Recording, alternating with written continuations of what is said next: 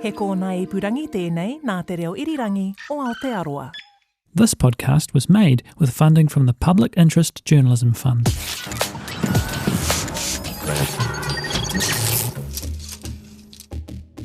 Kia ora. Welcome to In Case You Missed It. Ko tāne tōku ingoa, time to tahuna te ahi with a look at what's been happening here in Aotearoa and overseas. Well, the World Scout Jamboree in South Korea wrapped up early this week, with scouts first evacuating due to extreme heat.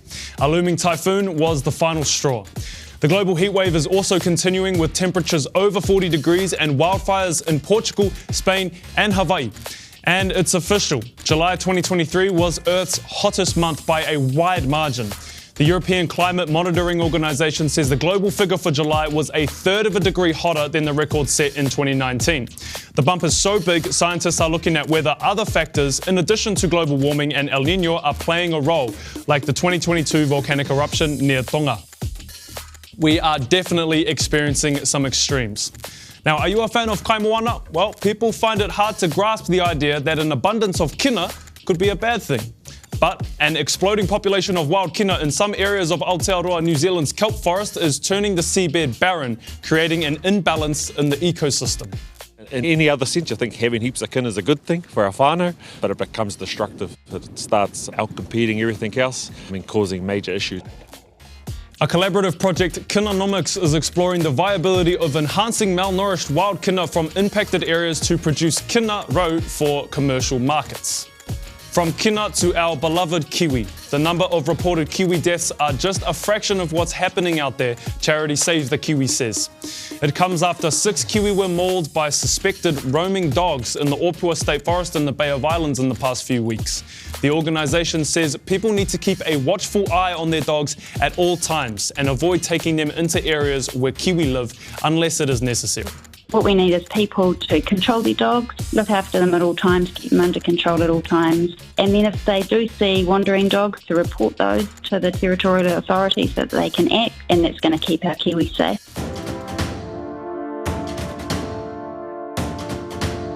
Now, families come in all different shapes and sizes these days, so let's take a look at what the modern whānau looks like in 2023.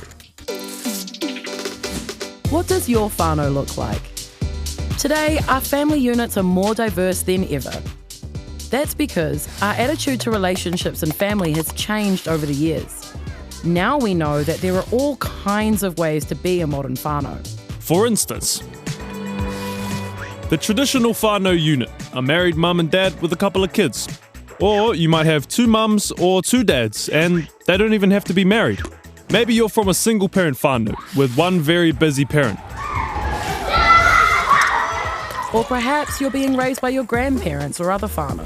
You might share your home with multiple generations of family, like cousins, Hello. aunts, uncles, Hello. and elderly family members. Or you may have been adopted into your whānau.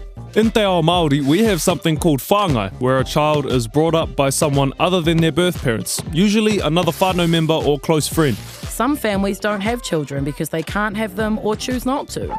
Some people just prefer to have fur babies. Another common type of whānau is the blended kind.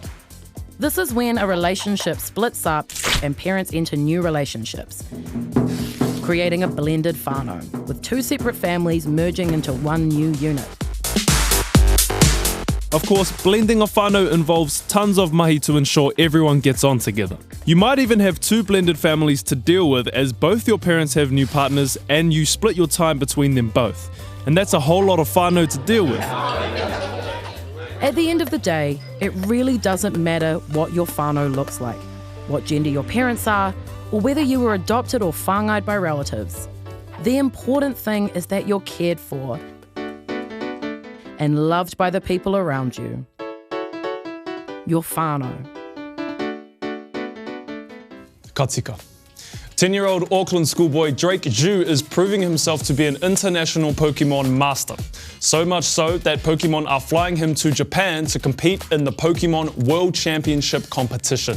It's going to be really competitive and it's going to be a higher level than my usual events. Well, good luck, and you got to catch them all. The flights to Japan. Anyway, that's In Case You Missed It for this week. Thank you so much for joining me. Have a great weekend. Hei kona. This podcast was made with funding from the Public Interest Journalism Fund.